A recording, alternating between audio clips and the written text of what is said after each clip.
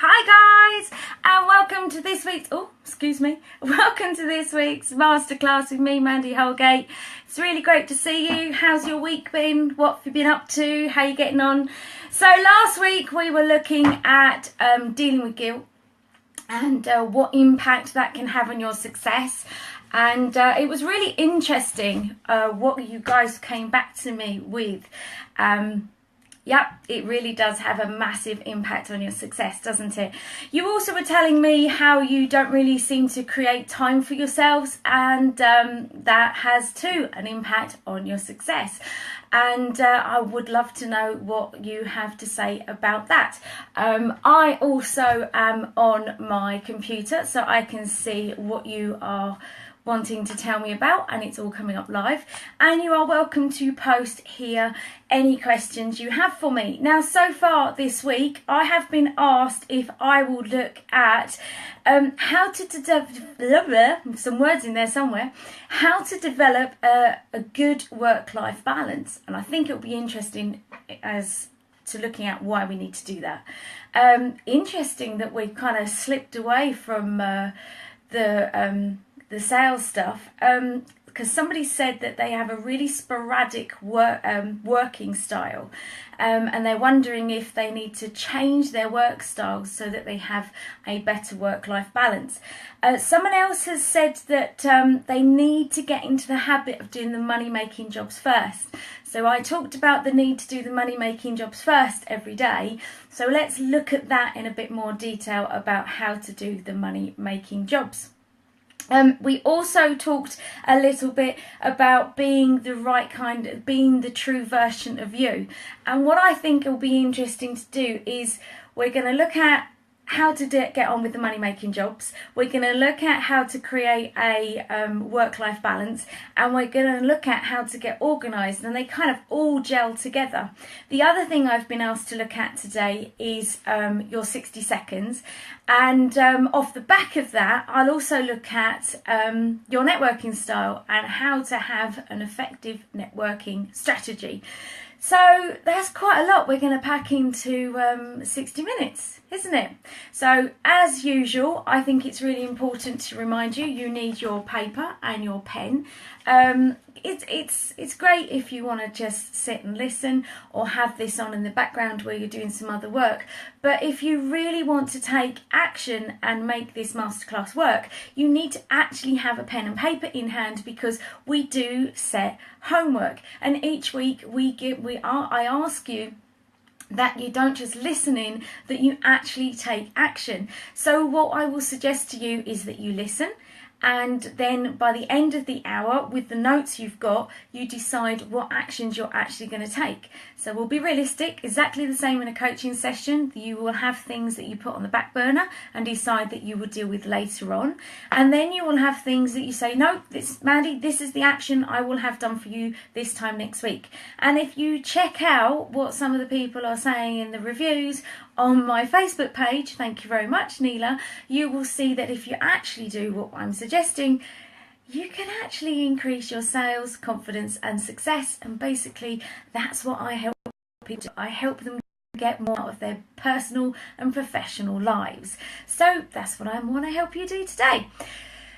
I appreciate that you're busy, so absolutely fine to just come back and watch this again at your leisure. And if you are one of the many people that watches this tonight, don't forget that you can post your messages and requests on things you want me to cover in a private message if you don't want other people to know what issues you've got in your business, or you can post them publicly for other people to comment on and for me to answer next week. Okay, so where to start? Work-life balance, sporadic work style and money-making jobs. They kind of all come together, don't they? And I think it's really interesting that they do all come together, because the point is that one of the reasons we don't get results in our personal, professional lives is because we look at the way other people do them.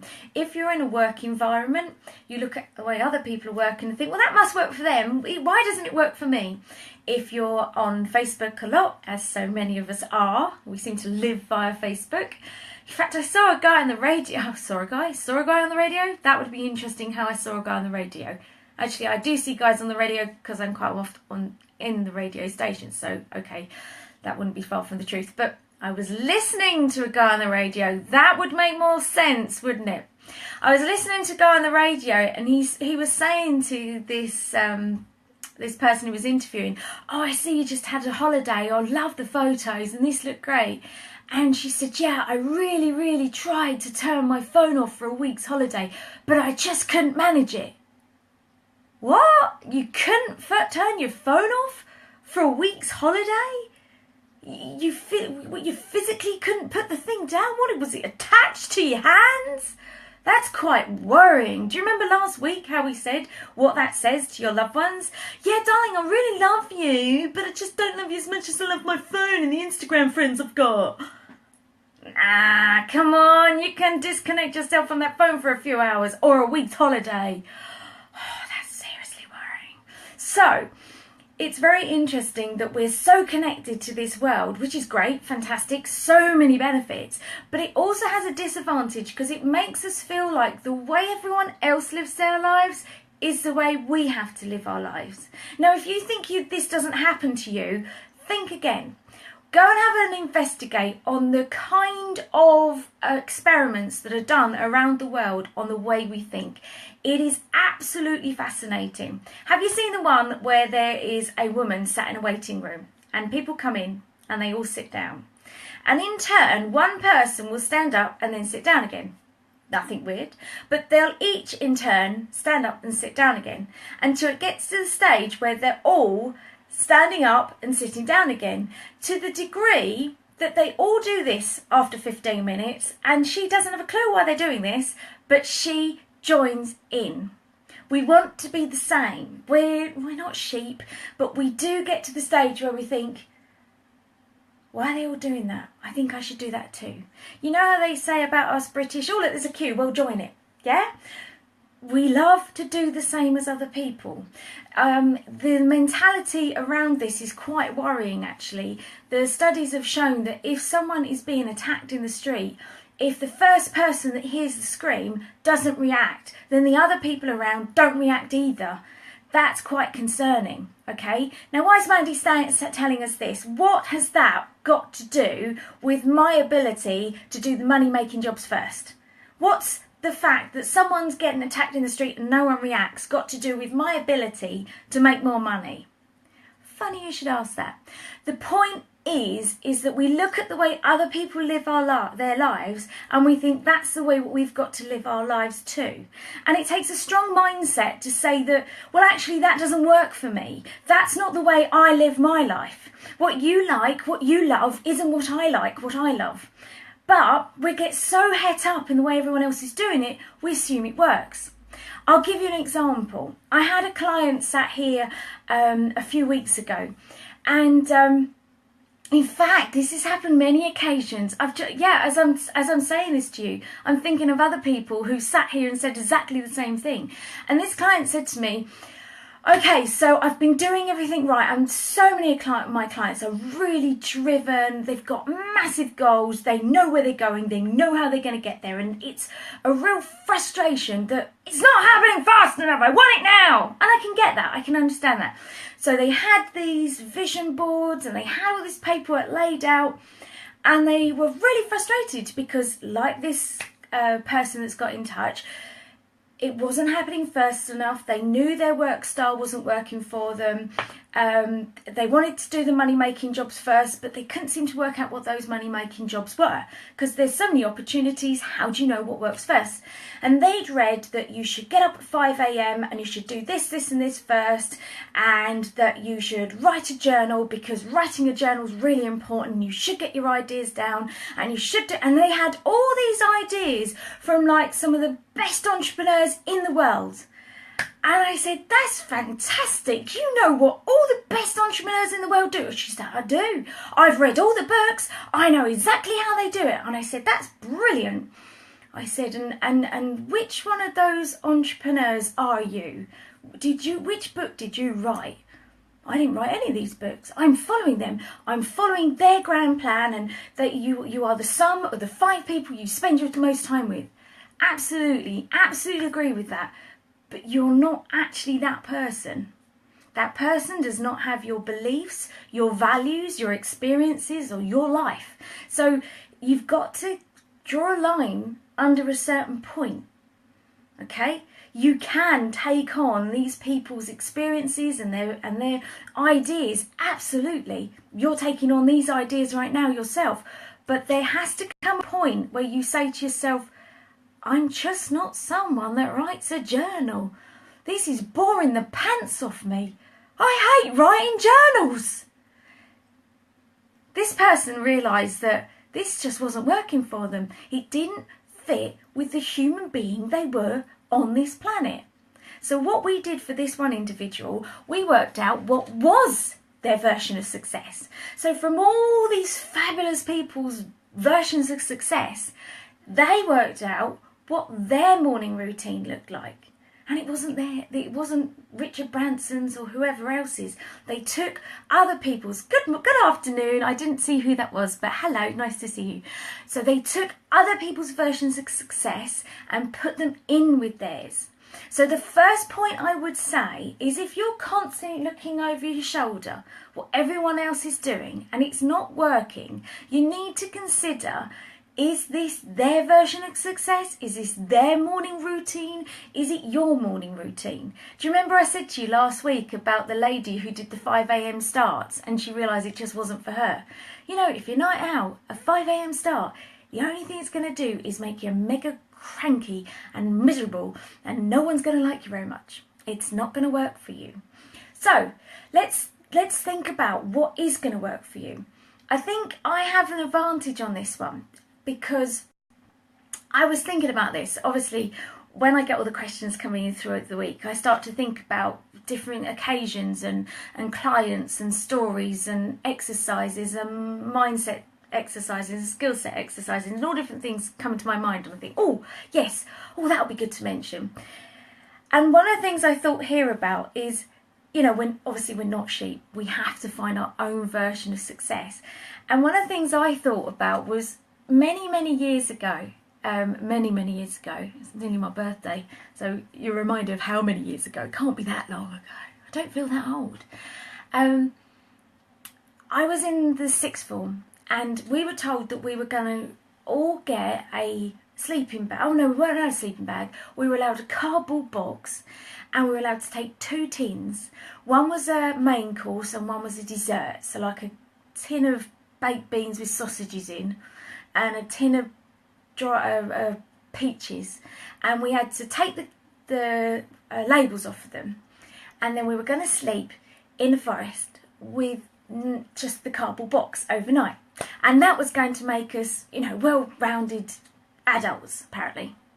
Now, for someone who's had arthritic problems since they were 16, at 18 to be told that in late October I was going to sleep in a forest with a bunch of boys, which back then I weren't keen on boys, and you know, I really wasn't a very confident young lady, so I didn't want to wake up next to girls who were naturally beautiful, and I never was naturally beautiful. I just thought, that's my version of hell. That isn't happening, not in a million years. I'm not doing that. And then I found out that the boys were getting tins of dog food and putting that in the middle, so that then you would get 2 tins and you might end up with 2 tins of dog food. I thought, I'm not doing that. So the first trip goes, and I was supposed to be on the first trip. They did it in 2 lots. And they said, Mandy Timms, you've got to do this. I used to be a Timsy, you've got to go on this. Everyone has to do it. There's 168 of us and you're not getting out of it. And I was like, not very confident back then. So it was just, keep your head down, don't say anything. And I was getting more and more upset, more and more scared. And I didn't cope well with this. Not sitting well with me at all. I'm going to have to be in a forest surrounded by really pretty people, looking ugly, eating dog food. How the hell was I supposed to get through this one? What's this got to do with business? Because it's about being confident and strong in who you are. I can't do this. I cannot do this. How am I going to get through this? I kept thinking. And as the day got closer to the second trip at the start of November, I can remember them. I was getting picked on because all the other kids were like, I'm not going. I don't want to go. But they all gave in. Every single one that turned and said, they can't make us do this. This is so unfair. This is so wrong. I ain't going. They can't make me sleep in a cardboard box and eat dog food. I ain't doing that. There was one person in the whole sixth form who didn't go. And that was me. So I realised, looking back, I've always been a bolshy cow. No, not always been a bolshy cow. I've always been prepared to stand up for what I believe in. Have you always been prepared to stand up for what you believe in? I've been that person. I was saying actually at a friend's party at the weekend, I was on a beach, Mersey Beach down the front. I'm pointing because it is actually just 50 yards in that direction, but you wouldn't know that, so I don't know why I'm pointing. But I've been known for my hand movements during these masterclasses, which everyone will be commenting on tomorrow, so there you go. And I was on the beach with my children, who are very little, and there was these 18-year-old kids sat on the roof of one of the beach huts. Now, at the time, a load of the beach huts had all been vandalised. And I thought, there was all these people on the beach, and nobody said anything, nothing. So I thought, I've got to say something. Now, anyone could have had that attitude, but I was the idiot that had to say something. So the first thing I would say to you, if you're looking to create a good strategy about work-life balance and creating a good structure for work, I would say, have you got the ability to stand up for what you believe in? Would you be able to go on Facebook and turn around and say, no, I'm sorry, I categorically disagree with every single one of my friends because it's this opinion? I think we're so scared of upsetting other people with our opinions that it's becoming the stage where Facebook's turning into a place of sheep. Don't you think? Is it my imagination? Where you can't share your opinion because you're scared you're going to upset somebody? I don't know. My opinion is that maybe that's happening. So stop trying to be like Alan Sugar. Stop trying to be Richard Branson. Yes, Richard Branson's absolutely right. Say yes and then work out how. And yes, they've all got great sayings, but they're not you. Okay? So that's the first thing. Can you stand up for yourself in other environments away from the workplace? Have you got the ability to stand up for yourself? Now, if you can't, I would say you lack confidence. And if you lack confidence, then you don't have the ability to say, but that's not the way I work.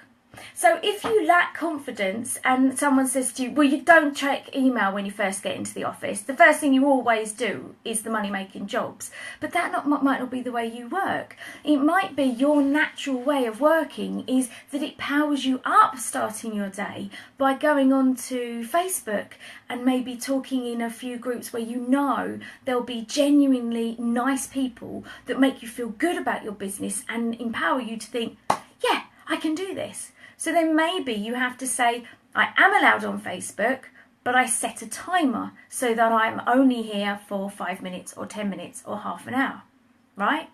The other reason that we don't structure our day is because we're scared. Yep, it's that horrible word that we really don't think applies to business, but fear does have a habit of turning up in every aspect of our life, and it is not restricted to turning up at work. In work and in our professional lives, fear does have a habit of hiding out. So when it comes to structuring your day, you're frightened of structuring your day, as I have done. Might not look like structure to you, but it is to a brain like mine. We're frightened of structuring our day because we're frightened we won't be able to achieve what we set ourselves out to achieve. We're frightened of saying first job will be to phone X and ask for so-and-so, and second job will be to complete set this and get it off. Because it's much better to say, I will write that document and then review it over the next few days. My clients know that if they come back on a second session and say, well, I've done that marketing document we've discussed, and I'll say, and I thought the agreement was that it had to have gone off. Yeah, I thought I'd just review it once. Review it again? No, get it off. Get it off. get it off, because you're supposed to have got it off and then phoned them and then gone on from there. Well, we had a follow-up strategy arranged, didn't we? Yeah. And then you discover the reason they didn't do that wasn't to do with this came up and that came up, it's to do with fear. The reason they didn't take the action was to do with fear. So first thing, are you prepared to stand up for what you believe in? Do you have the confidence to say, I'm going to take this action, I'm going to do this, I'm going to do that? Second thing is, are you working to your natural style? And are you fearful of setting those goals for your day? One of the reasons we don't take action on our working day is we don't think we're going to get the results we want. So come on, if you believed you were going to get the results you want on your working day today, what action would you take? Right? Let's just recap on what I've just said there. If you believed you could get the result you wanted, what action would you set for today? And that's one of the things you quite often see is people set smaller actions for the day instead of the big action. When you work with a coach, they'll say to you, yes, that's an interesting goal you've set there.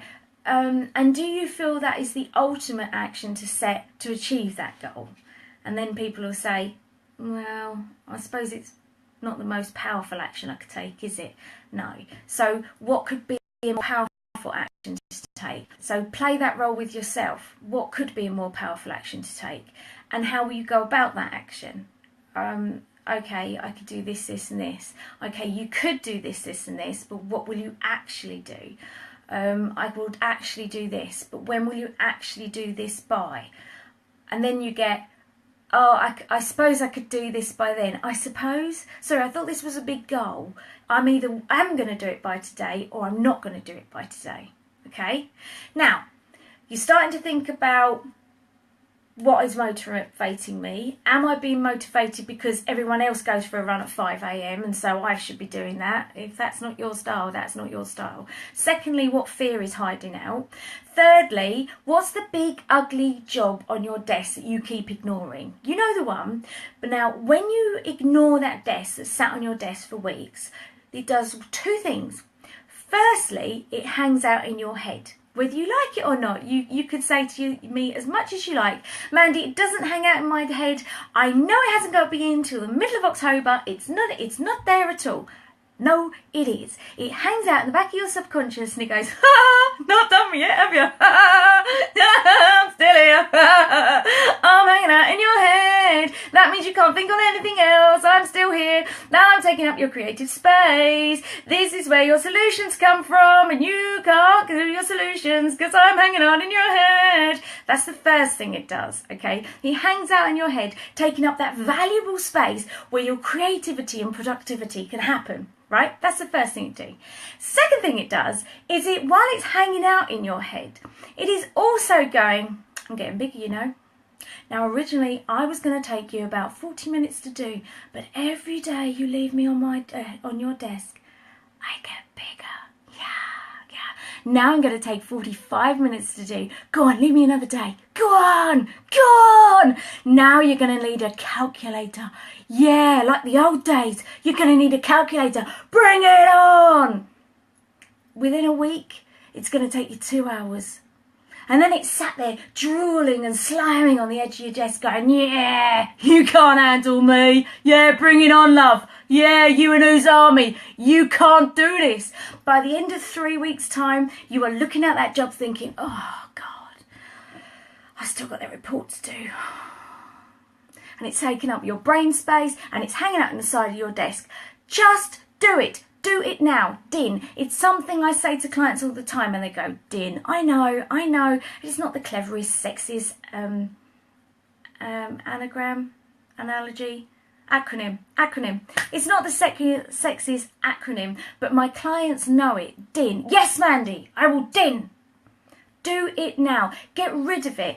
There is nothing sweeter to fire up your success for the day than walking in and saying to yourself, you are not staying on my desk for a second longer. Do it. And what you can really do to power up making sure you never have these big, ugly, horrible jobs on your desks is time it. Our phones all have timers on them. Time how long this job takes, because it's not going to be the only horrible job you'll have on your desk. By timing it, you make those jobs smaller, so that when it comes along next time and you think, oh, it's going to get bigger and uglier in my head, because that's the way your brain will automatically try and flip it, you can get your good side of your brain, your positivity, to go, actually, no, it only took 40 minutes. I'm just trying to make it bigger than it is. So I'm going to put the good music on. I'm going to get the aromatherapy sorted out. I'm going to make sure I'm comfortable in this chair. So I'm going to make sure I've got a bit of lumbar support, because I know I get a bit achy in this chair. Got myself a nice cup of coffee, so I am right ready to go. I'm actually going to silence my phone so nothing's disturbing me. And yes, guys, I'm even turning social media off. That's how serious I am. This is going, it's not staying in my head.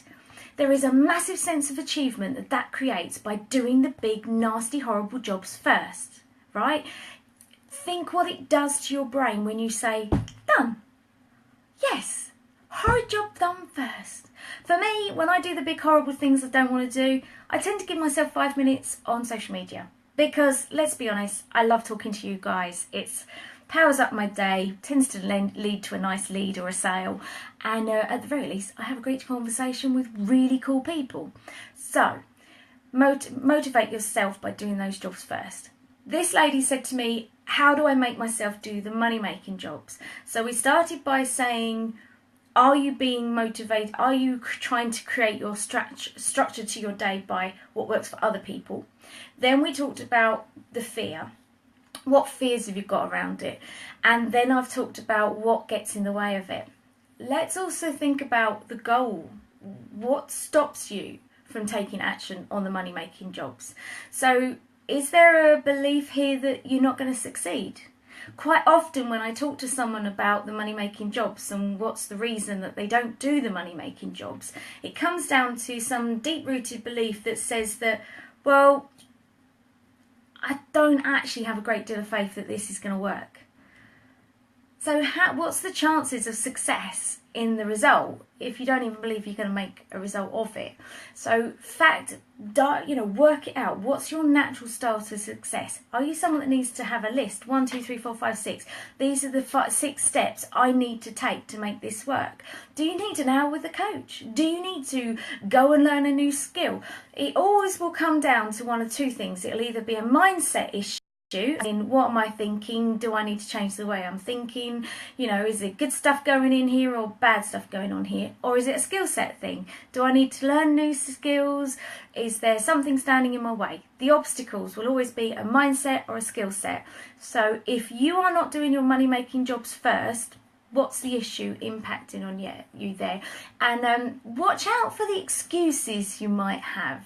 Quite often I find out there's lots of excuses going on. So the kind of excuses you might get is, yeah, but my website's not very good. My websites are atrocious. Keep crashing, horrendous. But we're in the process of designing fabulous new ones. It's not impacted on my business. My business continues to grow month on month. So bad websites, bad excuse, not going to wash with me. Come up with another one. No, don't come with an excuse. Find out the way that you overcome that excuse. So for instance, if your excuse is, I'm not doing the money making jobs because I don't want people to go to my website because it's atrocious. Okay, so where could you be directing people instead of to your website? Where would be a more appropriate place to send people to than your website? So for us, with the Businesswomen's Network, we've been very much engaging with people through digital media. Funnily enough, 2 of our masterclasses in October are on digital media, looking at the psychology of the why and how, and one, how to go local to global. So look at what your excuses are. Your excuse might be that, one I hear with new businesses, I'm not ready yet. What do you mean you're not ready yet? Well, I don't have all my literature ready, and I don't have that stuff in place yet. Do you need that stuff in place? When I set my business up many years ago, I had a telephone and a laptop. That's it. I was not prepared to spend money if I hadn't made money. I'd already spent a lot of money on my course and my training and book after book after book. I wanted to be someone that actually knew what she was talking about, and I still do spend quite a few pennies on books. But I love the subject. So I wasn't prepared to spend money where I didn't have it, and I still have that attitude. Third. I don't know about you, but a third I'm allowed to spend, third goes into the business and I forget it exists, and third gets reinvested in the company. It's a good practice to get into because it means you've always got a safety net.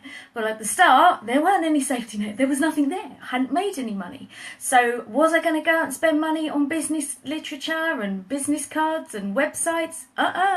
It was completely done with free resources. It was no cost, not even low cost, just no cost marketing. That's why I think I'm quite well good to be speaking to you about no cost, low cost marketing, because that's the only marketing I used. So when people tell me that, oh, well, I can't talk about my business yet because, I don't have all my marketing. You can get out there and there's things you can do that will bring money into your company. So think about what excuses you're making as to why you're not doing the money making jobs. And maybe your homework this week is not about masses of actions. It's purely about thinking about, do I act like a sheep and try and copy everyone else's style of how to run a successful business? And is that working for me? Just because Mandy writes lists doesn't mean it's right for me. Mandy has 3 different pads for 2 arms of her business. Does that mean it's right for me? Doesn't. Does it mean that just because Mandy does these things in her business, does that mean it's right for me? Horses for courses, I believe the saying goes. BNI is a fantastic networking group for many business owners. It doesn't work for other people. So think about what works for you. First of all, are you being a sheep, or are you doing your own version of a good structured start to your day and end to your day as well? I would say that if you really want to power up the start to your day, think about how you end your day. I hate leaving my home in a mess when I leave the house. Again, you're probably sat there thinking, man, what's that got to do with my business? Well, I'm deliberately taking you out of a work environment so that you can think about your natural style of doing things. When we're too close to things, it's very hard to think of how we would naturally choose to do things. But think about it. I cannot leave the kitchen in a mess. It just freaks me out. I have to leave my dressing table, my dressing room tidy. I like to leave all the cushions. Is it just a woman thing? My husband says it's a woman thing to have lots of cushions on your bed, and I've got a fro and then a little glittery one. I have to leave that looking nice so that when I get home, I walk into what feels like a hotel suite. It makes me feel good. I like things that make me feel good. Exactly the same with the office. I don't want to walk into an office with dirty coffee cups and papers all over the place. What does that do to the start of my working day? It makes me feel good. I'm powering up the start to my working day. I also walk into my office and I know where my start of my working day is going to be. Now, my working day doesn't start in the office. I let my working day start with a small pad so I can't write too much on it. Because in my experience, people overestimate how much they think they can get done in one day. So I start with a small pad on my day, not a phone, and I just have that there with a coffee before I even get to the office so that I can just let my brain have a bit of brain space as it comes from family mode and she did this at school today and I told her she was wrong. No, she doesn't talk like that. And and I'm going to go for this role in the school play and they did this and then we're doing this presentation and Mum, what do you think about this? And all that family stuff, I can move from family into work mode and allow my brain a bit of space to just start to think about it. So as I'm coming into work mode, even though I'm only walking down the corridor, my brain can start to think, oh yeah, I'll contact so-and-so about this. Oh yeah, have I done this? Oh, I will phone about that. I wonder how that's getting on. You know, that thing where you follow up and see if things are working out and you're getting the result you want. You do follow up, don't you? Yeah? So I have a list, so before I even get to my office, I can ensure that I'm doing the things I say I'm going to do. But the night before, I check my lists. Where am I at? What have I achieved? What do I want to make sure I get done the next day? So I'm making sure the start of my day is powered up before I even left the office. How nice is that to yourself? So think about that.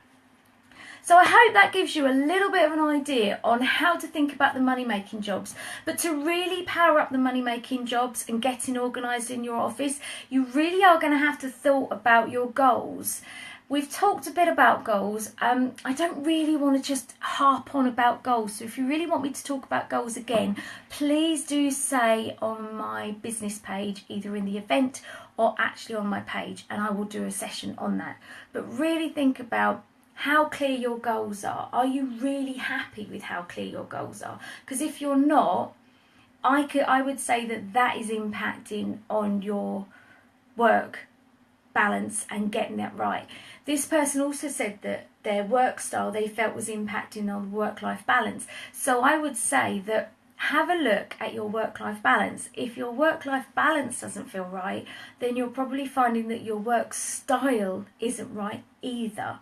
So if you feel that you say you're going to stop work at one time and never seem to manage that, your work style probably isn't as good as it could be. Maybe you need to consider outsourcing some of that stuff. A VA is a fantastic person to give stuff to. I posted something on Sunday about the need to work with specialists, and I was talking about my web designer. You know, you don't just employ a web designer to design your website. You employ a web designer because it means that yeah, you might be able to physically able to do these things, but it's better to get someone else to do it because you can then get on with the money making side of your business. So if you're finding you don't have time for the money making side of your business, I would say have a look at the things that you do that maybe could be given to somebody else.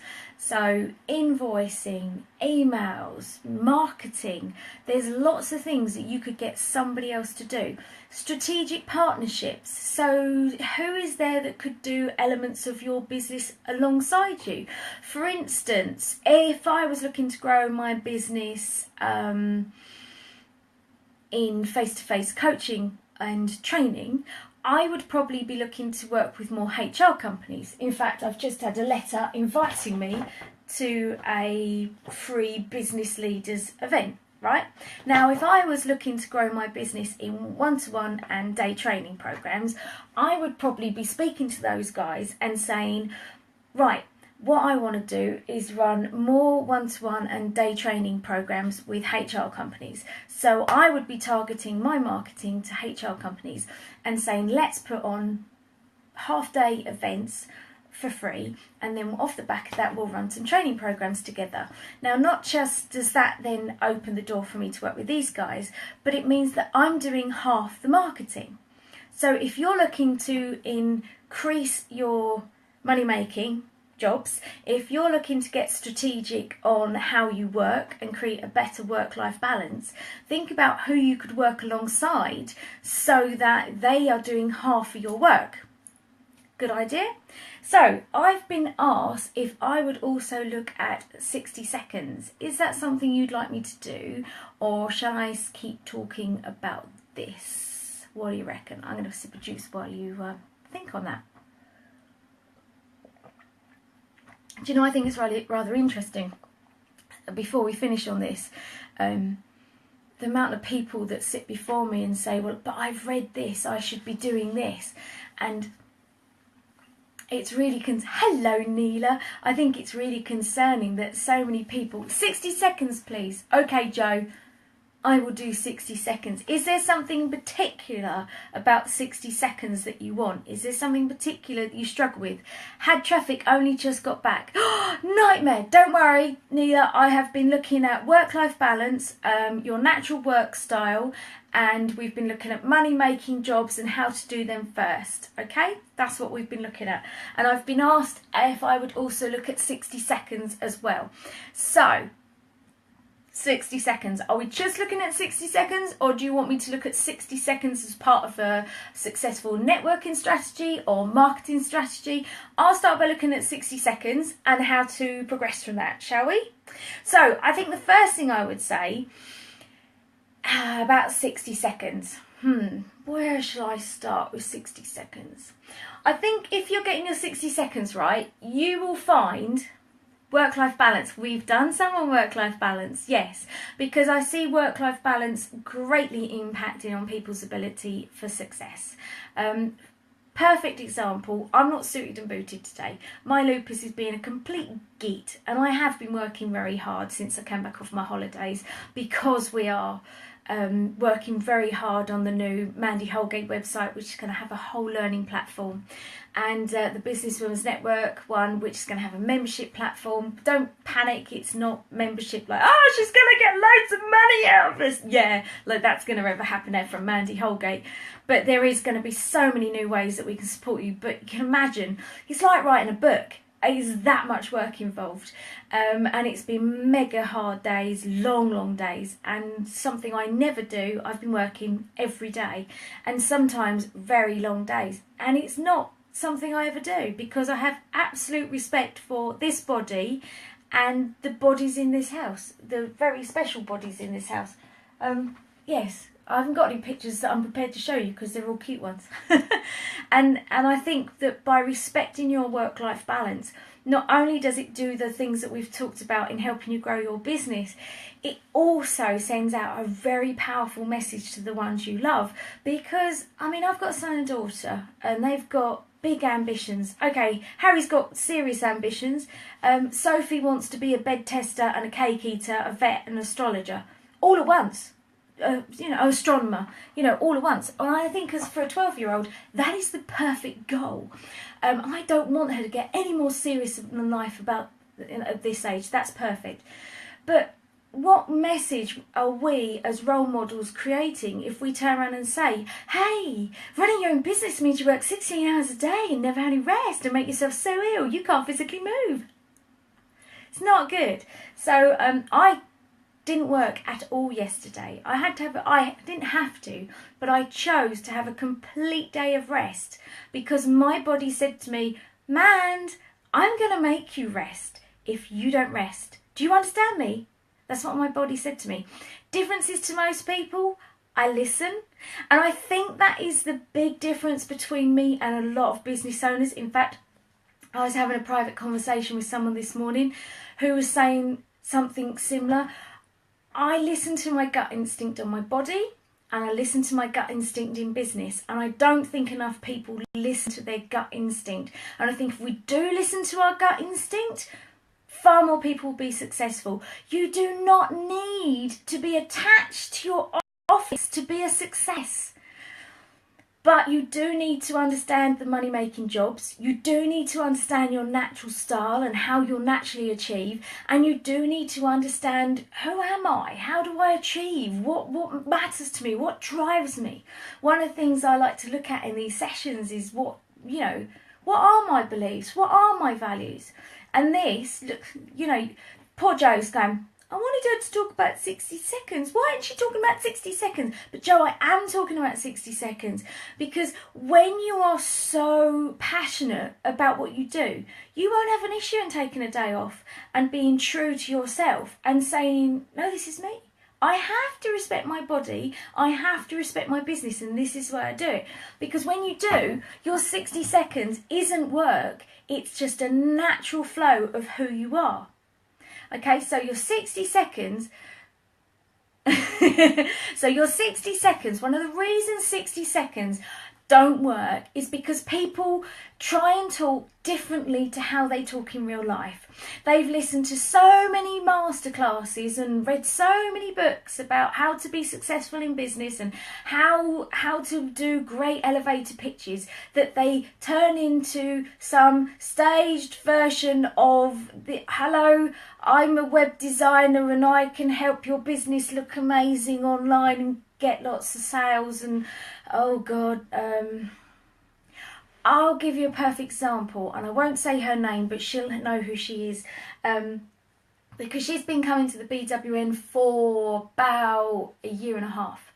Now, when I first met this lady, incredibly beautiful, and she has a natural style about her that just makes me go, internally beautiful as well as externally beautiful, internally beautiful too.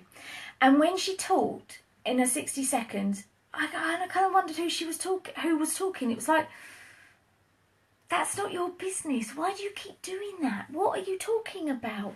And she said, but people have told me I'm supposed to say these things and these things. And I think, no. And more this year, it's like watching this flower open, because she stopped trying to be everyone else's version of what she thinks she's supposed to be. And she's now her.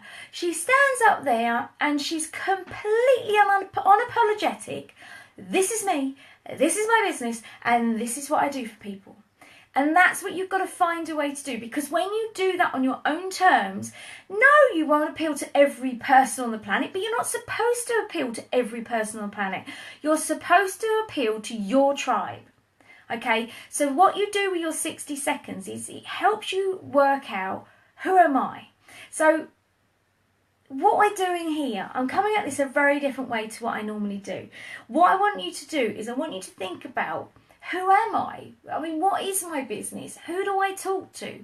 What kind of customers do we like to attract? Why do they come to us? Why do they love us more than anybody else on the planet? What makes them say, we love you, we really love you because you do this for us like nobody else does? What is it they say to you? That's what comes across in your 60 seconds. A 60 seconds is supposed to make someone feel that passion and feel that, sorry, dog's in the hallway, and I just thought, he's having a wander. And but he's old and ancient. I'm going to check he's all right, because he is very old and ancient. Digger, you all right? Hello, did you wonder where I'd gone? Come on, sweetheart. Sorry, he's old and ancient. He didn't know where I was. See, until it's live. Hello. He's too old and ancient. I'm not picking him up. Hello. No, you got. Oh look, let me show everybody where the doggy is. Hello, say hello. Oh no, that's bad. You're not that interested, are you? So, what I want you to think about is how you show your passion for your customers. Okay, that absolute passion, so that other people get that feeling of, working with them would be like this, right? There are millions of web designers and coaches and accountants, but it's how you make your, no, that's not for me, that's for Max, isn't it? I know. It's how you make your customers feel. That's the first thing you want to get across in your 60 seconds. It doesn't have to be perfect. That's the thing that people think about this 60 seconds, that you think you've got to suddenly be some kind of amazing public speaker.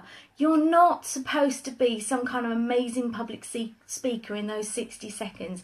You're supposed to be someone who shows their passion and their love for their business. You need to showcase why your customers love you, so you can share top tips and things that your customers love about what you do. Okay? One of the things that always confuses me is that people stand up and speak about things that they don't then talk about online. So that you know, if you wrote a blog about 10 reasons why Springer Spaniels are the best dogs on the planet, then why are you not talking about that when you stand up and talk? So Jan Day has a company called Secret Weapon, and they make a shampoo that in fact, some people use that on their human hair as well, because it's completely natural. Oh, you can see Max in the background now.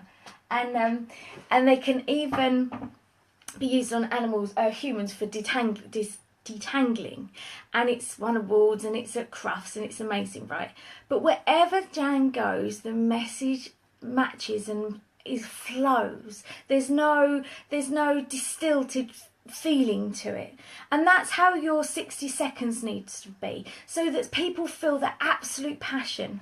You know how with Red Bull, now Red Bull, I bet you right now, you guys that are listening, you're going, Red Bull, it gives you, exactly, it gives you wings. What is it if people were to finish the name of your company what would they say? So, for instance, I know with the Businesswomen's Network, people say the Businesswomen's Network is passionate about your success as, and I know that you guys that come are going, as you are. Okay, so you need to think about your tagline. Is it featuring in your 60 seconds? Some basic skill set things to remember about your 60 seconds is start and finish with your name, because people are scared of public speaking, petrified of public speaking. So there is a good chance that they are not listening, and that's not because they're not interested, it's just because they are petrified of public speaking and thinking, oh God, it's me next. Okay, so start and finish with your name. Good morning, my name is Mandy Holgate, it's great to be here. You're allowed to speak in any way that's your style, so don't get up there and start saying, you know, in my style. Do it in your style. So, good morning, my name is Jo Bowen and I am a fairy, and I like to attend your events dressed as a fairy and make everyone feel like magical stardust. So if you'd like a fairy at your event or in the office to make everyone feel like you care about them like no one else, get in touch with me, Jo Bowen, your office fairy. Thank you. I don't know what you do, Jo. I can't remember. I recognise your face and we've talked a lot, so I do apologise.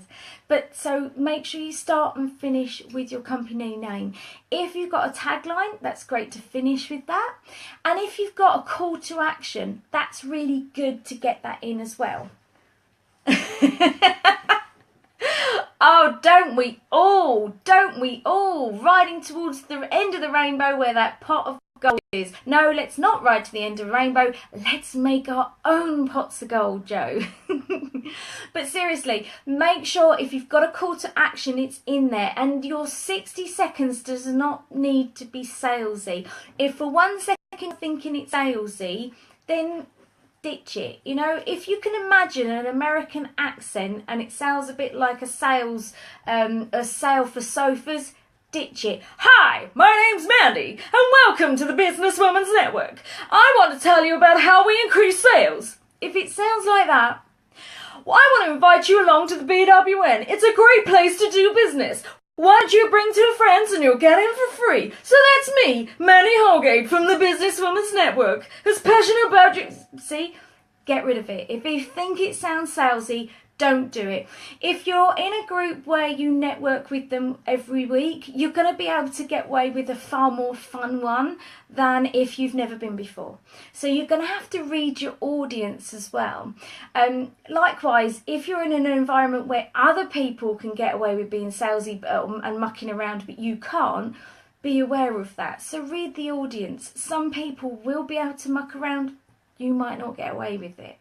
And clearly I'm someone that normally gets away with it, but even I wouldn't attempt to muck around until I'd engaged with that group for a good few sessions, understanding their etiquette and the ethos of the group, so that you know what's expected of you in that environment. Okay, I think that's really important to remember.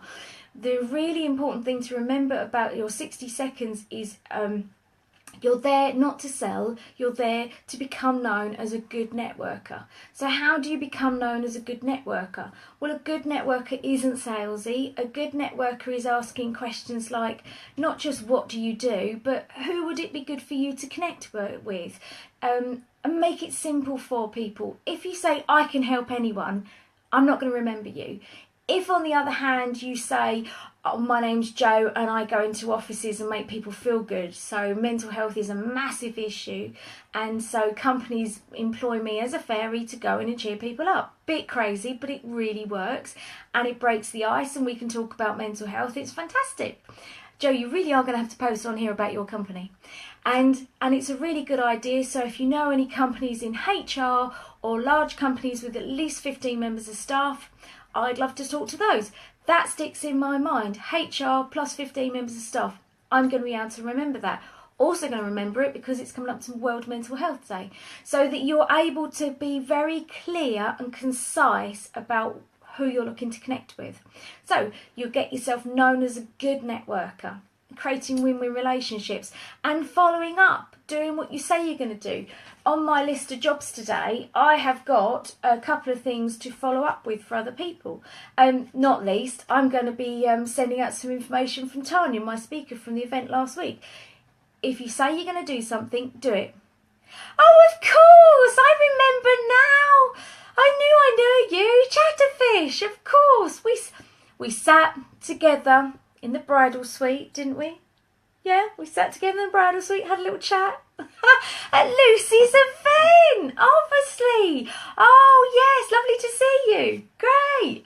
Are you going to Lucy's event again? I'm hoping to be there, but I might not make it. So, oh, cool. You have to go to that because Lucy's doing about the psychology of digital. Cool. Excellent. Guarding the loo for each other. That's right. Oh, you spot the fun now. It sounded far more cool the way I said it. So yes, when it comes to your 60 seconds, excellent. So when it comes to, maybe have a stand, because no one else will be having a stand doing digital. You'll stand out for all the right reasons. And that's the thing about your 60 seconds. You want to stand out for the right reasons. So for instance, Joe, with your 60 seconds, you could share really cool facts. One of the things that's made me so busy is I had to rewrite the top tips for the BWN's website. So the top tips for the BWN's website were 11 top tips that go out for customers.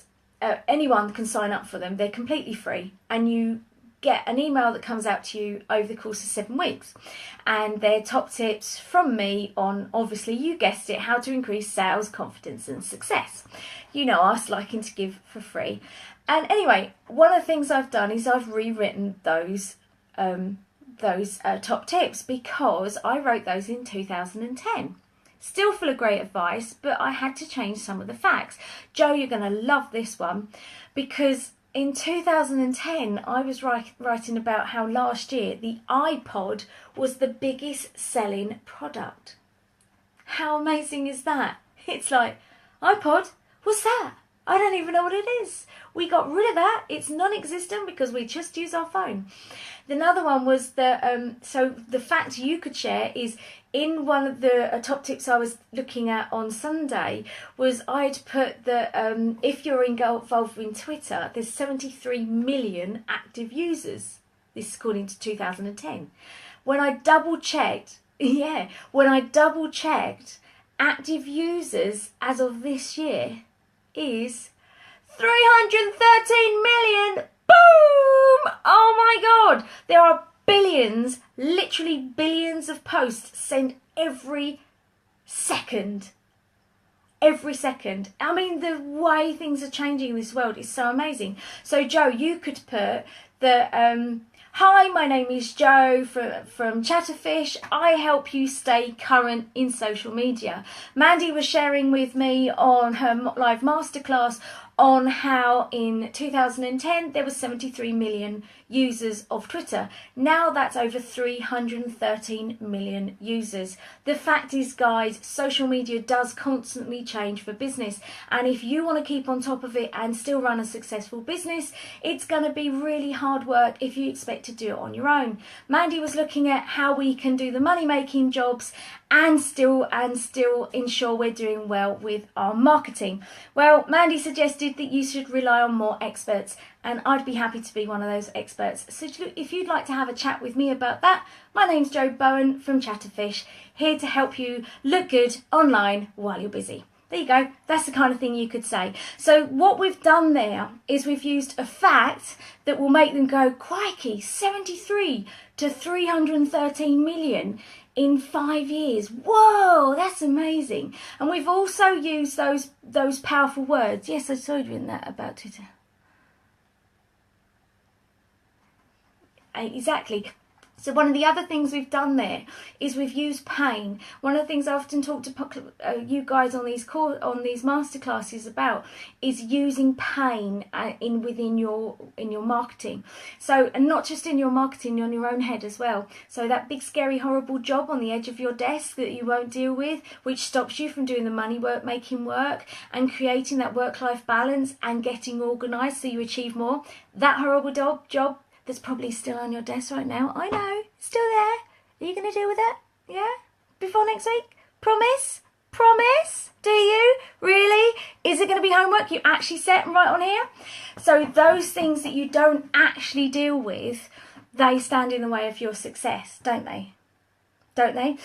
When we do that, we use power words, and those power words really impact on us. And in that 60 seconds I just created for you there, Joe, we were using those power words against the audience, so that make the audience squirm and think, oh yeah, she's right, that is a lot to remember. So even if they're not ready to buy from you now, as I say to my clients and I say to everyone, we can't dictate when someone buys, but we can have a say in who they choose to buy from.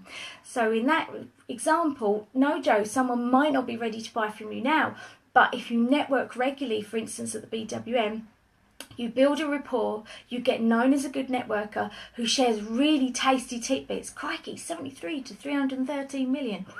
That's impressive. So that you become someone that they trust, and then you build yourself a status as a thought leader, someone that you can, it will start with things like people will tag you in a post and say, hey, at Joe Bowen, what's your viewpoints on this new platform called Tag Team?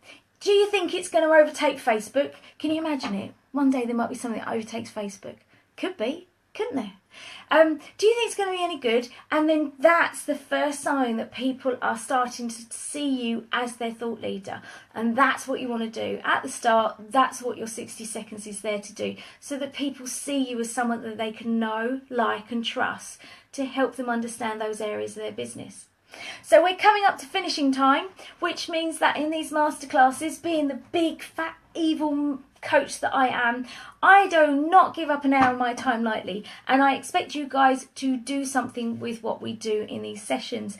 As I'm hearing from the people that feed back to me who really are making them work, you need to have written down a few notes along the way, and you need to have decided what action you're going to take.